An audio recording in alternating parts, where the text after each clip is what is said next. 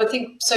There are lots of other sides of I think what government's done. So obviously, we've just talked about obviously all the taxes and things. Lots of money being thrown at us. We've had lots of members who've had staff on furlough, possibly for Yeah, a year.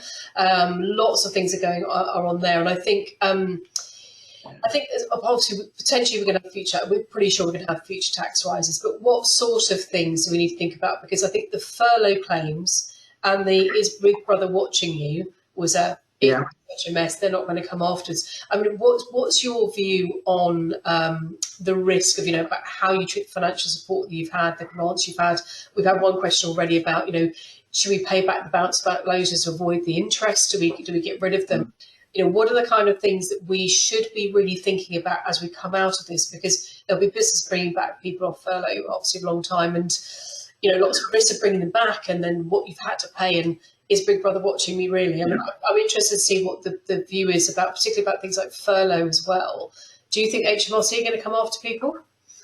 Oh, they already are. I saw an article the other day where they've had 8,000 tip-offs. So in most cases, employees who were on furlough but still asked to work have gone to the taxman saying, is this right? I don't think I should be working. I shouldn't have to do that.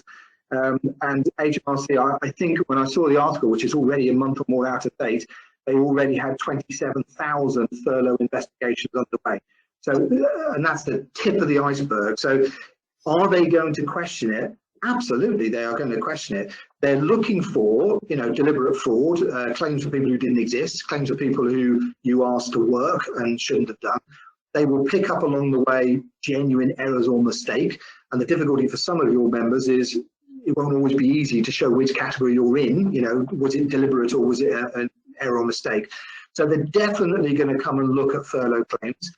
I had one, he's not a client, I was asked to speak to him, see if I could help him, but a guy came to me, really successful business, 18 million turnover, going fantastically well, had a completely separate dormant company on which he got a bounce back loan of £50,000. Now you can't do that because the limit on bounce back was 25% of your turnover. So on the online application, he must have put in at least 200,000 of turnover to get a £50,000 loan. So he's falsified, fraud, whatever you want to call it. He's fiddled the claim and got 50 grand. Sat in account, he hasn't spent a bean of it.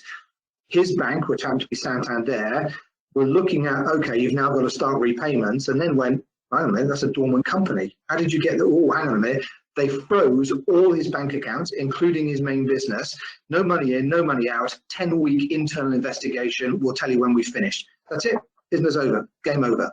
So if you have borrowed money incorrectly, you definitely should be reviewing that to say, do I pay it back before anyone finds it and it will go away? And it probably will. If you've had a Sybil's loan where, and again, I have a lot of sympathy for clients because the rules were not clear. This was a very fluid situation where we were all making up as we go along. But the intention of the Sybil's loan is to support you in a financially distressed situation because of coronavirus. I have plenty of clients who bought a house with it, bought a fast car with it, paid off their personal debts. They've not used it for the purposes it was intended. Now, did it anywhere say in the legislation you're not allowed to do that? I don't think it does. But is that going to be challenged by HMRC? I think it will. Now, best case is they go, well, hang on a minute, you borrowed it for these purposes, you didn't use it for that. Can we have our £250,000 back now? Well, that may be a problem if it's in a house, in your car, spent, etc. Yeah. Worst cases, they'll go, you breach the rules and either freeze your bank accounts, pursue you for fraud or whatever. So I guess the general point is a ton of money has been given away for free. If you borrow money on any of those support loans, if you've claimed furlough, if you've applied for rate rebates, I mean, I had a few people who were electrical wholesalers who managed to argue that their trade counters was a retail environment and get a rate rebate. I'm not sure that necessarily is correct. Will it get picked up? I don't know. And in the scheme of their business, it's not big money. They're all going to get a review at some point in the next year or two or three or four. And when they do that review, you want to be careful how that impacts on you, because even if it's just we want our money back, that's something that might be a catastrophic event for those businesses. So is that review coming? Absolutely, without any hesitation at all. That's part of the taxman's route to get his money back, is to get it back from people who shouldn't have had it in the first place. So that's definitely going to be the case. How aggressive they'll be, I think they'll be aggressive to get their money back. Whether they want to hang people out to dry, I think they'll make a few very public examples of people and then hope that scares the rest of people into coughing up their money.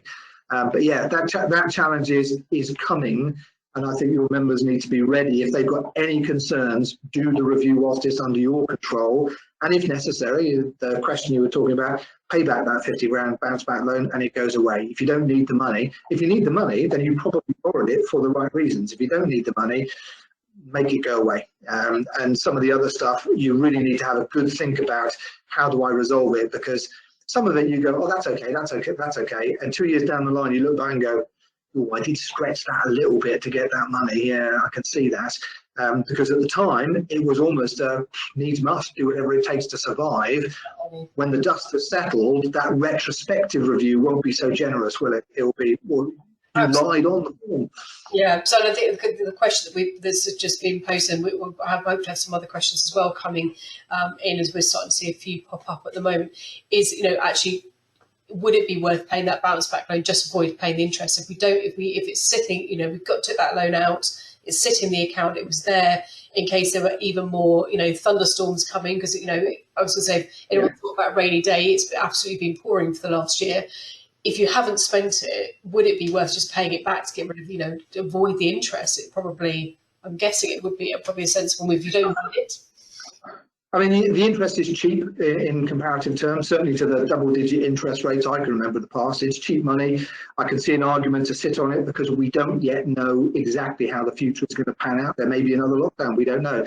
So I think there is an argument. Probably what I would say is, if you're not really sure, have a board meeting, write down what you've discussed, document your reasons for holding on to it, and that gives you a huge amount of ammunition for the 2-year review in the future where they go, why didn't you pay it back when you should have done? So some of this is about evidence trail. We took it for the right reasons, we're hanging on to it for the right reasons. Some of it is, if you did buy a Ferrari with it, you're in trouble, deal with it. But I think for most people, I would still err on the side of, if you need the cash or think you might need the cash, hold the cash. That's what that money was there for. But just document, we thought about repaying it because we don't think we need it today, but we're still uncertain about tomorrow. So we're hanging on to the money. We'll carry on paying the interest and we'll review this in 3 months' time or something. And I think if that is ever looked back over, you go, well, that's a sensible approach for a business to adopt. Yeah, absolutely. I think that documentation evidence is, I'm sure, a situation with an accountant says, can you just, create some minutes to make sure we've recorded that properly? Because it's very hard. I think particularly when you go back over things like R&D claims, it's really hard to remember exactly what you did and why you did something. Yeah. Document evidence is going to be really important.